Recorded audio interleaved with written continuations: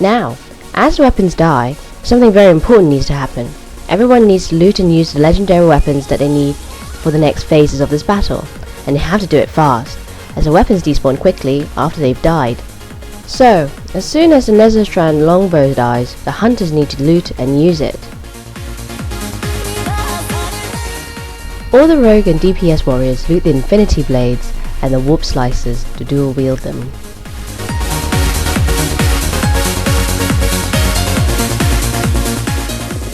Don't bother with the axe, just leave it unlooted.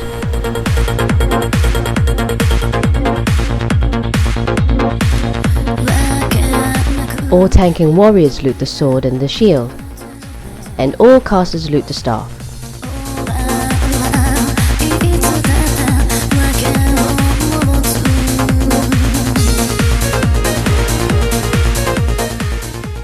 All healers loot the mace, the cosmic infuser.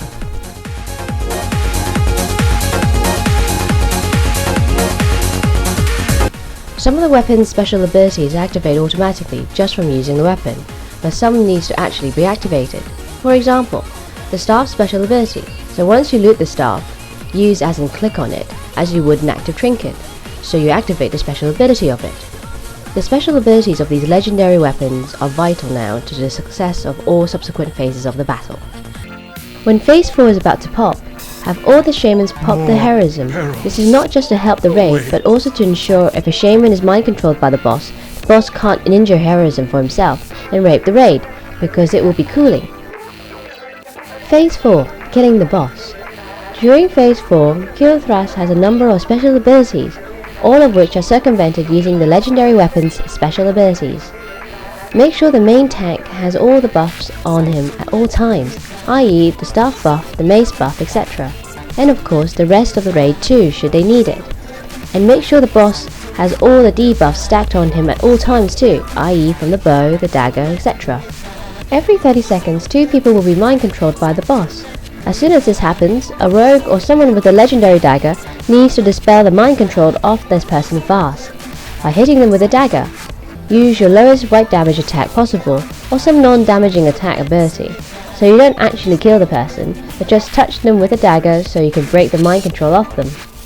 Here you see me being mind controlled, and here someone is hitting me with a dagger to break it. Once every minute, Kael'thas will put up a shock barrier on himself. When he does this, it needs to be burnt down with hardcore DPS really fast, so everyone, including the healers, all switch over to DPSing the boss when his shock barrier is on him.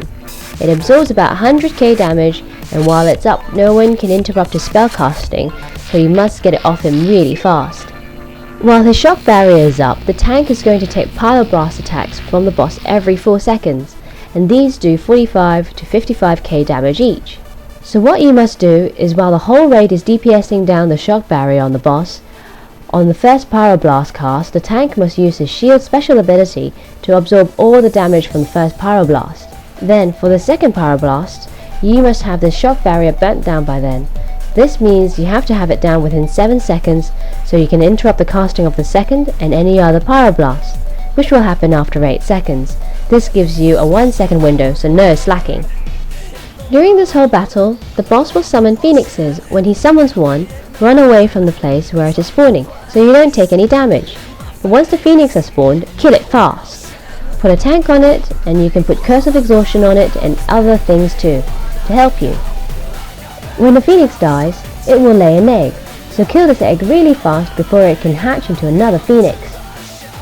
Once you get the boss down to 50% HP, phase 5 will kick in. Now, phase 5 has popped. The boss will make a transformation into a bigger version of himself, and now he has new abilities too. He will no longer mind control or Pyro Blast during this phase, thank God, and he can do other things now.